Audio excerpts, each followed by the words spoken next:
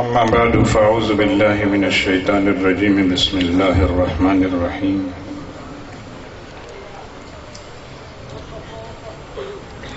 قال فبما أغويتني لأقعدن لهم صراطك المستقيم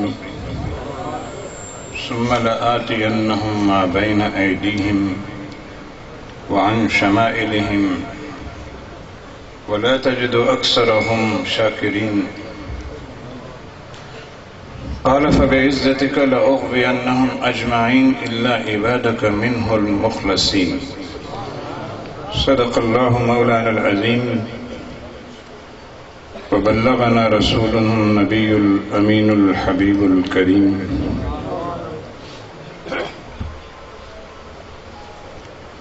زینت مجلس و سرپرست مجلس حضرت قبلہ سجادہ نشین خانقاہ عالیہ مبارکہ حضرت قبلہ محمد حسن صاحب دامت برکاتہم العالیہ،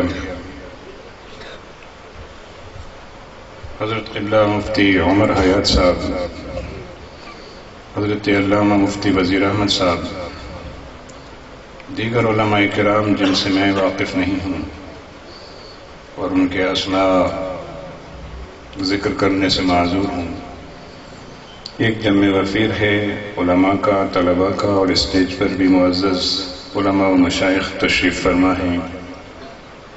میں کہ دین کا ایک ادنی طالب علم ہوں، نہ علامہ ہوں، نہ شیخ الحدیث ہوں، نہ مفتی ہوں،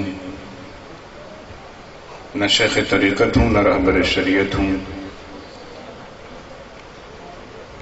اپنا حصہ آج کی اس تقریب سعید میں شامل کرنے کے لیے حاضر ہوں کہ مجھے قبلہ مولانا قاری ظفر اقبال صاحب قدس اللہ العالی نے دعوت دی اور میں حاضر ہو گیا۔ اصل تو میں مہمان ہوں جامعہ انوار العلوم کا، جنہوں نے مجھے کراچی سے دعوت دی آنے کے لیے، اور جب ان کو یہ پتہ چلا کہ میں ملتان آ رہا ہوں تو انہوں نے مجھ سے کہا کہ آپ میرے مدرسے میں بھی آئیں، سو میں حاضر ہو گیا۔ میں جو باتیں آپ کے ساتھ شیئر کرنا چاہتا ہوں، میں نے دیوار پہ بیٹھی ہوئی ایک بلی کی طرح دیوار کے دونوں طرف دیکھا ہے۔ ایک طرف عصری علوم ہیں، دنیاوی تعلیم، اور دوسری طرف دینی علوم ہیں، کیونکہ میں نے 27 سال یونیورسٹیوں میں پڑھانے میں، پی ایچ ڈی کرانے میں، مقالے لکھوانے میں، کانفرنسز کرانے میں، اور پھر عملاً اسلام کے نفاذ کے حوالے سے جہاں جہاں کام ہوا اس میں اپنا حصہ ڈالنے میں ایک طرف گزارے، اور ایک طرف دینی مدارس سے وابستگی اور علماء کرام کی جوتیاں سیدھی کرنے میں میں نے اپنا کچھ وقت لگایا۔ تو میں دونوں طرف کے معاملات سے واقف اس عرصے میں ہوا، اور دونوں طرح کے تجربات میرے پیش نظر ہیں۔ یہ جو آپ تھوڑی دیر کے بعد کہتے ہیں نا سبحان اللہ، یہ مجھے پتہ ہے آپ کیوں کہتے ہیں۔ یہ اس لیے کہتے ہیں کہ ہمارے مقررین نے اور ہمارے نعت خوانوں نے آپ کی یہ عادت بنائی ہے۔ اچھی عادت ہے، بشرطے کہ سبحان اللہ کہنے میں نیت اس کلمے کے ادا کرنے میں ثواب حاصل کرنے کی ہو، اگر داد دینے کی ہو تو پھر ٹھیک نہیں، کیونکہ یہ کلمہ تحسین و داد نہیں ہے۔ سبحان اللہ یہ کلمہ ہے اللہ تعالیٰ کی تسبیح ہے، اور تسبیح کو جب اللہ کی تسبیح کے طور پر کہیں گے سبحان اللہ تو پھر تو اس میں اجر بھی ہے، ثواب بھی ہے۔ اور اگر میں آپ سے ایک جملہ کہنے کے بعد کہوں بولو سبحان اللہ تو پھر تو میں اپنی تحسین کے لیے کہہ رہا ہوں۔ تو جب میں اپنی تحسین کے لیے آپ سے کہلواؤں گا تو اس کا مطلب ہوگا میں بھی گناہ گار اور آپ کو بھی گناہ گار کروں گا۔ تو اس لیے میری تقریر گفتگو کے دوران آپ کو نہ نعرے لگانے کی ضرورت پیش آئے گی، نہ سبحان اللہ کہنے کی۔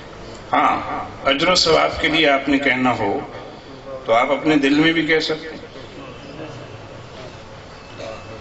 اس مختصر تمہید کے بعد میں نے شروع میں جو آیات کریمہ تلاوت کی ہے، میں نے آج تک جتنے جلسے اٹینڈ کیے ہیں بچپن سے لے کے اب تک، میں نے اکثر اپنے علماء کو اپنی گفتگو کا موضوع ان آیات طیبات کو بناتے ہوئے نہیں دیکھا۔ بالکل ایسے ہی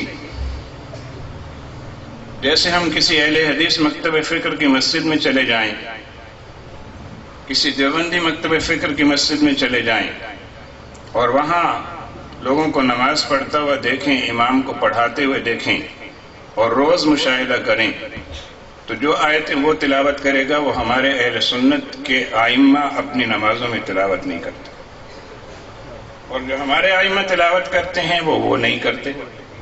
حالانکہ قرآن ایک ہے اور سارے اس قرآن کو مانتے ہیں، لیکن بات کیا ہے کہ انہوں نے وہ آیات طیبات منتخب کی ہیں جو ان کے خیال میں زیادہ پڑھی جانی چاہیے، اور ہم نے وہ آیات طیبات منتخب کی ہوئی ہیں جو ہم نے سمجھا کہ زیادہ پڑھی جانی چاہیے۔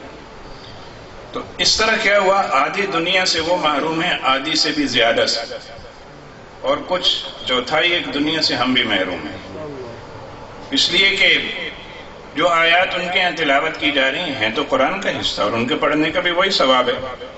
اگر سورہ الرحمن پڑھنے کا ثواب ہے تو سورہ زخرف کا بھی ثواب ہے، آل عمران کا بھی ثواب ہے، بقرہ کا بھی ثواب ہے، اور سورہ النور کا بھی ثواب ہے۔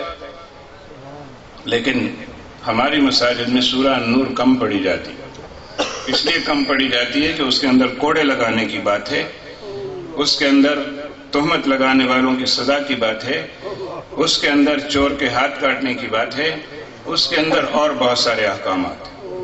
تو ہم پڑھتے ہیں وہ آیات طیبات جن میں حضور کی شان بیان ہوئی ہے، والضحیٰ پڑھتے ہیں، علم نشرہ پڑھتے ہیں، اور دیگر آیات طیبات ہم تلاوت کرتے ہیں، لا یستوی اصحاب النار واصحاب الجنہ ہم پڑھتے ہیں، اور وہاں ہم جاتے ہیں حرمین شریفین، تو آپ بھی جاتے رہتے ہیں، آپ ان کو سنیں کہ وہ کون سی آیات طیبات تلاوت کرتے ہیں زیادہ تر۔ فرق کیوں ہے؟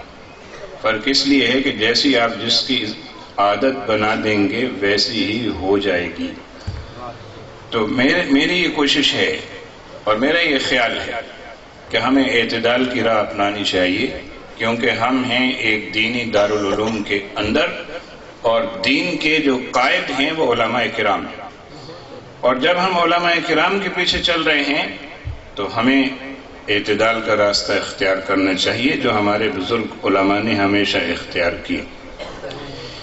ایک بدقسمتی کی بات یہ ہے کہ کچھ عرصے سے پاکستان میں یہ دیکھ رہا ہوں کہ علماء کا ایک طبقہ مشائخ کے خلاف ہاتھ دھو کے پڑا ہوا، اور اپنی ہر گفتگو میں اور تقریر میں کچھ نہ کچھ مشائخ کے خلاف کہنا ثواب خیال کرتا۔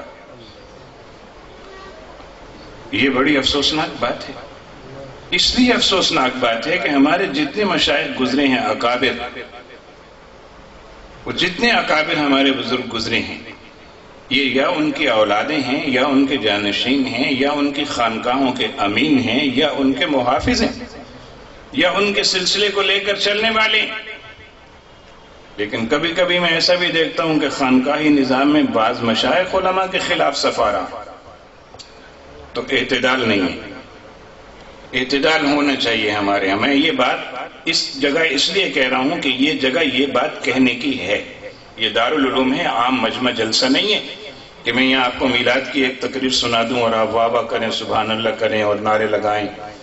یہ ایک انسٹیٹیوٹ ہے، یہ ایک دانشگاہ ہے، یہ ایک ادارہ ہے، یہ دارالعلوم ہے، یہ ایک کارخانہ ہے، فیکٹری ہے جس میں پروڈکشن ہو رہی ہے مستقبل کے لیے علماء کی، اسکالرز۔ تو چونکہ ہمیں اصل مخاطب ہمارے یہ ہیں، اور باقی احباب جو شریک ہیں وہ آج چونکہ جلسہ تقسیم اسناد اور فضیلت ہے، تو کوئی ان کی حوصلہ افزائی کے لیے آئے ہوئے ہیں، کوئی ان کے عزیز ہیں، کوئی ثواب کے لیے آ گئے ہیں۔ ذمہ دارانہ بات اس ذمہ دار جگہ سے کہنا ضروری ہے۔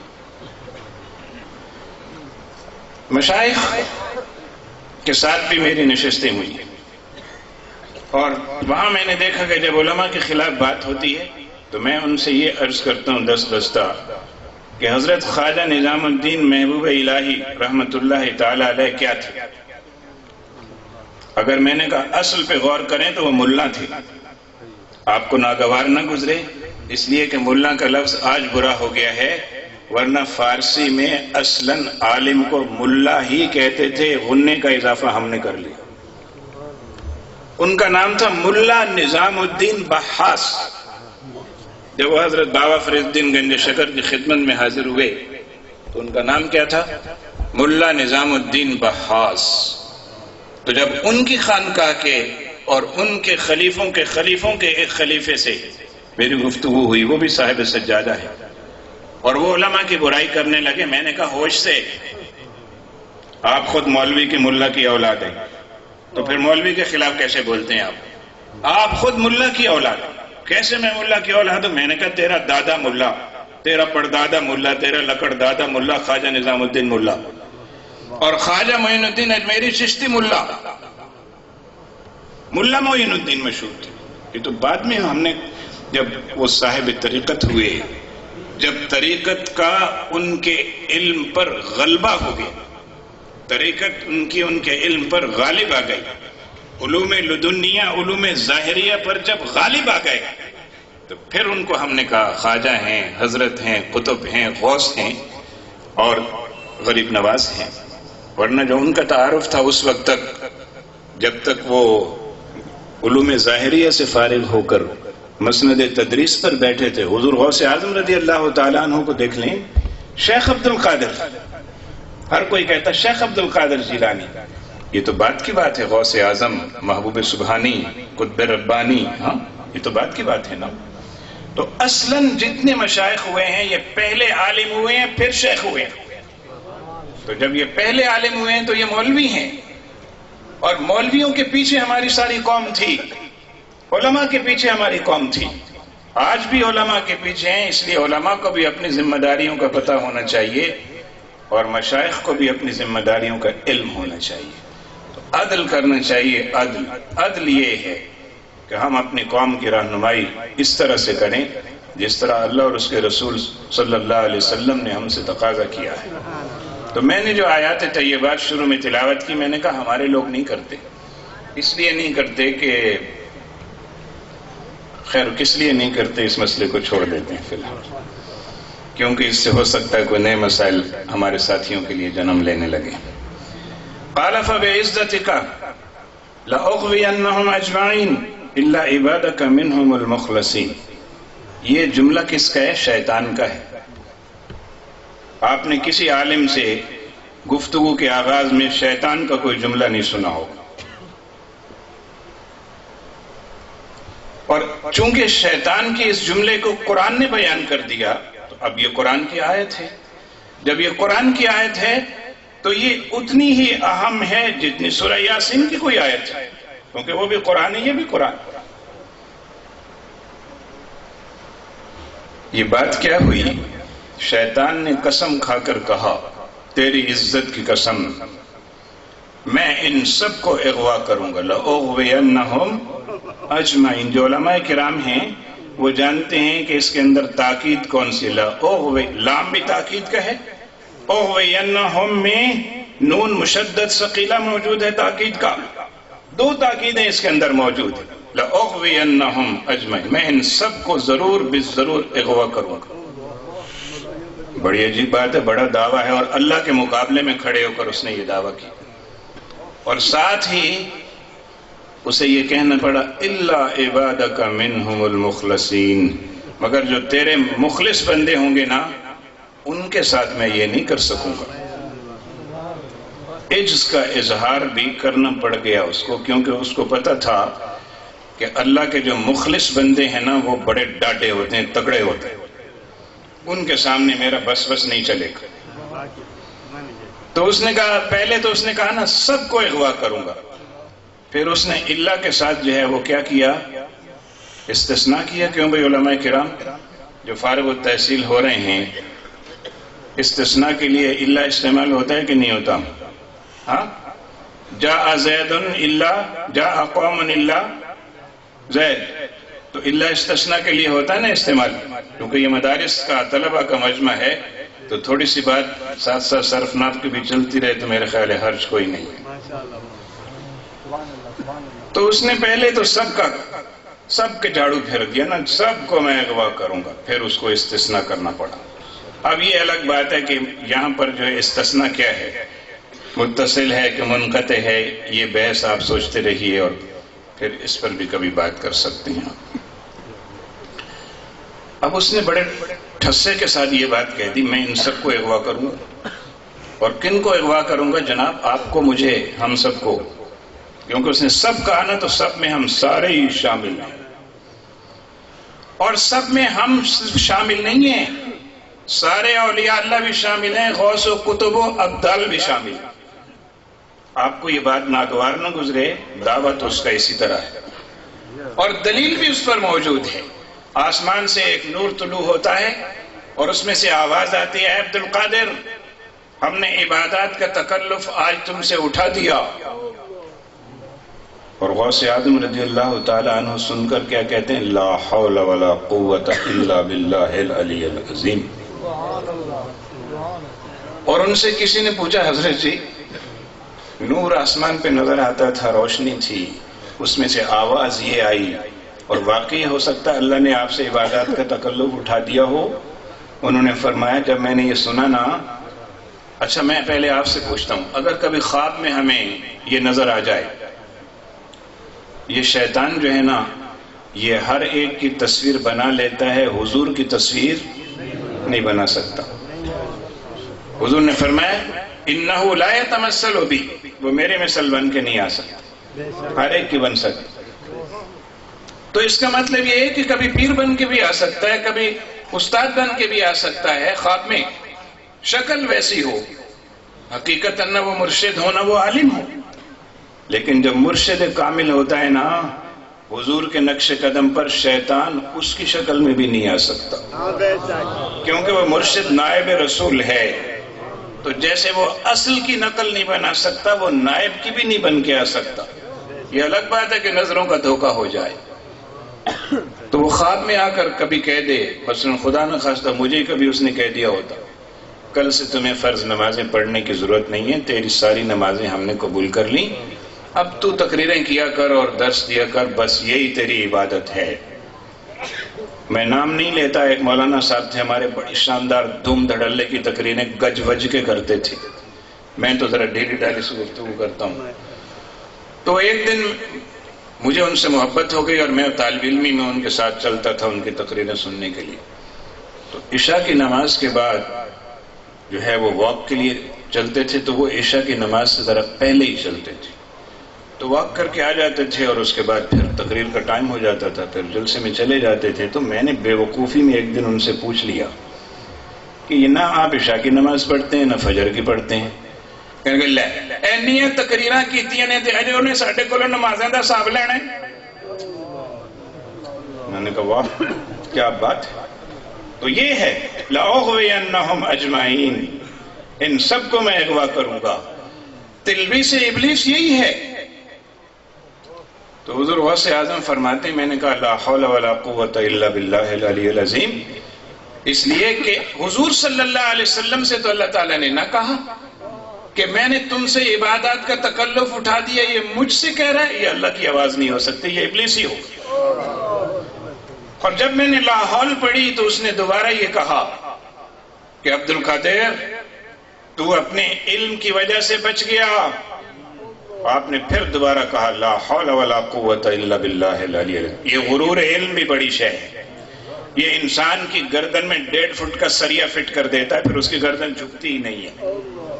یہ صوفیاں ہیں جن کی گردن جھکی رہتی ہے۔ نرا علم ہونا تو نرا علم انسان کو اکڑوں بننا سکھاتا ہے، اس کی گردن میں 1.5 فٹ کا سریا ہوگا۔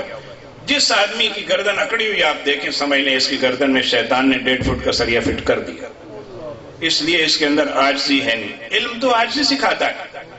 مجھے افسوس ہے مدارس سے فارسی کو نکال دیا گیا، بہت کم مدارس ہیں جہاں فارسی پڑھائی جاتی ہے، ورنہ جب فارسی پڑھائی جاتی تھی تو طلبہ بچپن میں یہ سیکھ لیتے تھے نہاد شاخ پر میوہ سر بر زمین۔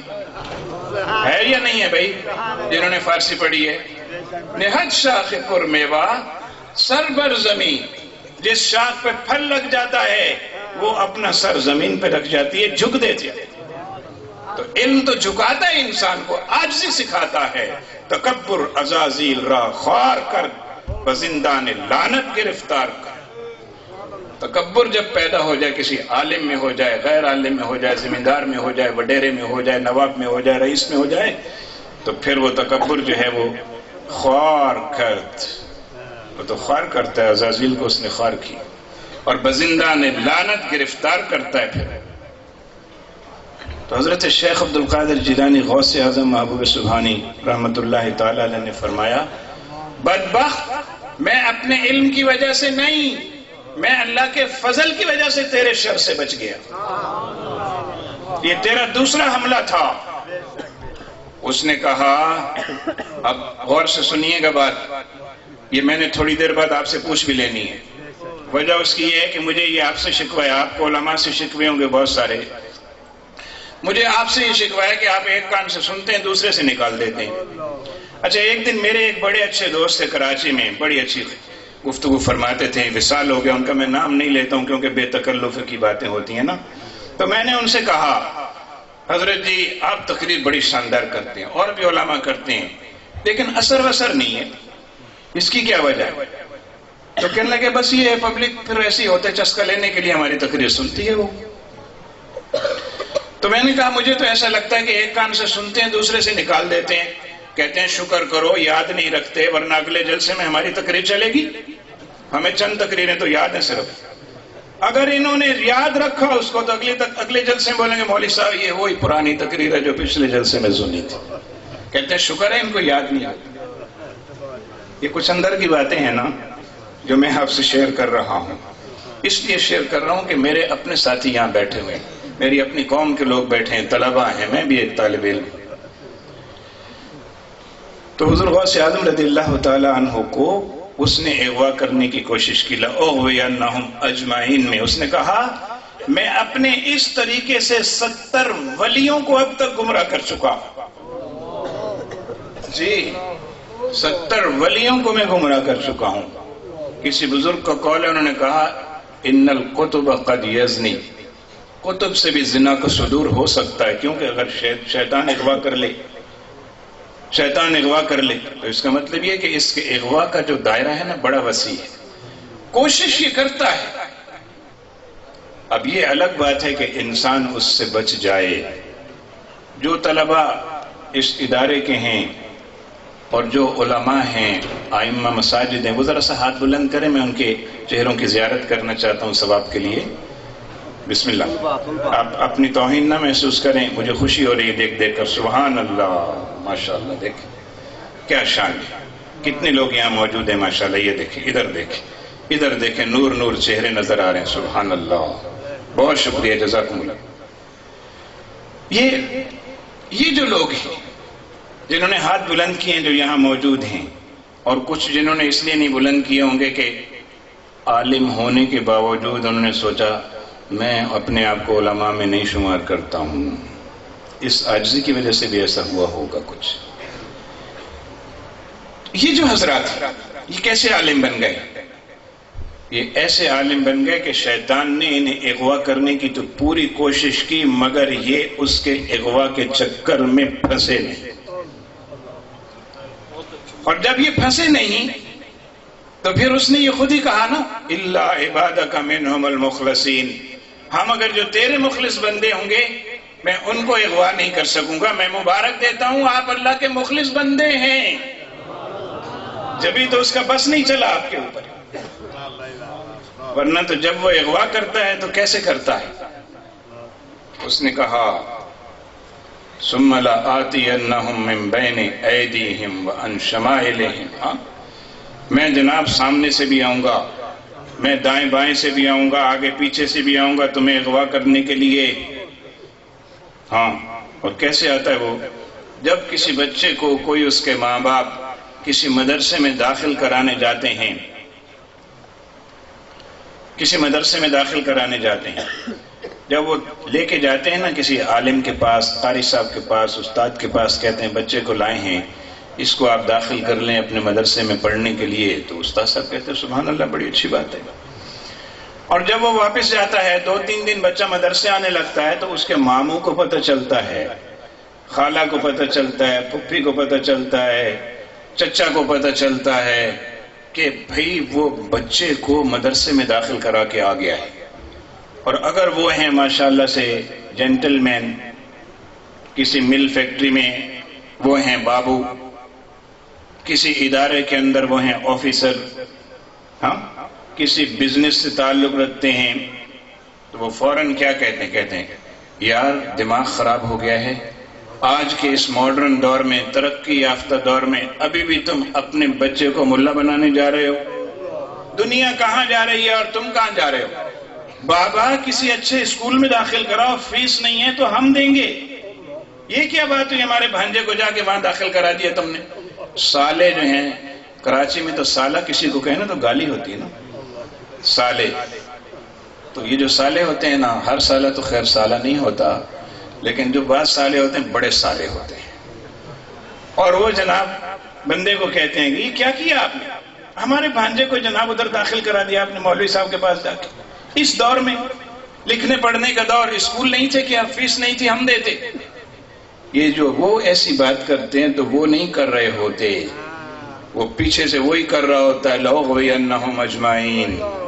وہ اغوا کرنے والا وہ ان کے دماغ میں ڈالتا ہے، ذرا ان کو جا کے سمجھاؤ، تو وہ سمجھاتے ہیں۔ سمجھایا نہیں تھا اس نے حضرت ابراہیم علیہ السلام کو کوشش کی سمجھانے کی، حضرت ہاجرہ کو کوشش کی سمجھانے کی، کہا بچے کو لے کے جا رہے ہیں، پتہ کہاں لے کے جا رہے ہیں؟ اس کو ذبح کرنے جا رہے ہیں۔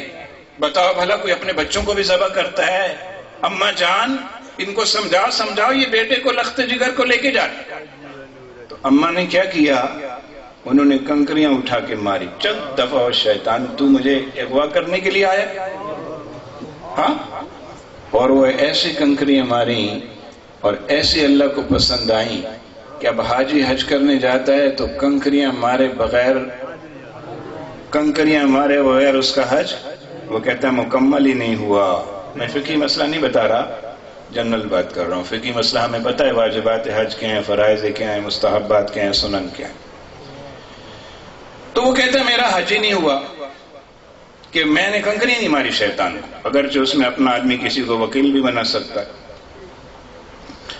تو ایسے ہی جو ہے وہ اماں حوا کی یہ ادا ایسی پسند آئی، صفا مروہ میں ان کا دوڑنا، کہ اللہ تعالیٰ نے اس کو مقرر کر دیا، ہمارے اس میں نصاب میں مقرر کر دیا، ان الصفا والمروۃ من شعائر اللہ فمن حج البیت او اعتمر فلا جناح علیہ ان یطوف بہما۔ لگائے رہو دوڑ، چلتے رہو۔ ہماری ایک بندی نے ایسا کیا تو ہمیں پسند آ گیا ہے۔ اللہ کو جس کی ادا پسند آ جائے، یہ تمہاری ادا اللہ کو پسند آ گئی ہے کہ تم نے اپنے بچے مدرسے کے حوالے کی، اس کا نتیجہ یہ ہے اس پسندیدگی کا کہ آج خراج تحسین کے لیے اتنا بڑا مجمع آیا ہوا ہے اور بہت سارے علماء و مشائخ موجود ہیں۔ تو حضرات گرامی، یہ اغوا کرتا ہے یوں، پھر خالہ جان کے پاس جائے گا، ماموں نہیں مانے تو خالہ جان دیکھو یہ کیا کیے بچے۔ خالہ آتی کہتی ہے اپنی بہن سے، کہتی ہے باجی آپا فلاں یہ کیا ہو گیا ہے، سنا تم لوگوں نے بچے کو مدرسے میں داخل کرا دیا یتیم خانے میں؟ تو وہ کہتی ہے نہیں یتیم خانے میں نہیں داخل کرایا، خدا نہ خاصا مدرسہ ہے بھائی، اچھا خاصا خوبصورت بنا ہوا ہے، پڑھنے کا انتظام ہے اور صاف ستھرا ہے، بچے صاف ستھرے رہتے ہیں، تعلیم اچھی ہوتی۔ کہتے ہیں کچھ بھی ہے تو بنے گا تو مسیتڑ، تو مسیتڑ بنا رہے بچے کو۔ یہ ہے لَأُغْوِيَنَّهُمْ أَجْمَعِينَ۔ پھر ادھر سے کوشش کرتا ہے، لیکن اگر اس نے کوشش کی ہے آپ کے ساتھ میرے عزیزوں جو اس وقت بیٹھے ہوئے ہیں، جو آج فارغ التحصیل ہو رہے ہیں، جن کی آج دستار بندی ہو رہی ہے، وہ میری عزیزات طالبات جو اس دارالعلوم میں زیر تعلیم ہیں، اور اگر میری آواز سن رہی ہیں، مبارکباد دیتا ہوں کہ اس نے اپنا پورا زور لگایا ہوگا، مگر آپ اغوا ہو کے نہیں دیے، کیونکہ الا عبادک منہم المخلصین، آپ کو تو اللہ تعالیٰ نے اپنے مخلص بندوں میں شمار کر لیا ہے، جب ہی نہیں اغوا ہو گیا۔ حضرات گرامی، اور یہ علم جو ہے، علم جس کے لیے آپ یہاں جمع ہوئے، آپ یہاں آئے اور ہیں، اس کے ساتھ اگر آپ مخلص رہے نا، اس علم کے ساتھ، اور اس کے ساتھ مخلص رہنا کیا ہے کہ دین کا علم پڑھنا ہے اللہ کی رضا حاصل کرنے کے لیے۔ منسٹری آف ایجوکیشن نے ایک سیمینار بلایا اور بڑے بڑے اسکالرز کو اس میں دعوت دی، مجھے بھی اس میں انہوں نے انوائٹ کیا، اور اس میں موضوع زیر بحث یہ تھا کہ جو مدارس کی تعلیم ہے یہ ہماری معاشرتی ضروریات کو پورا کرتی ہے یا نہیں کرتی، اور نہیں کرتی تو اس کو کس طرح ماڈرن بنا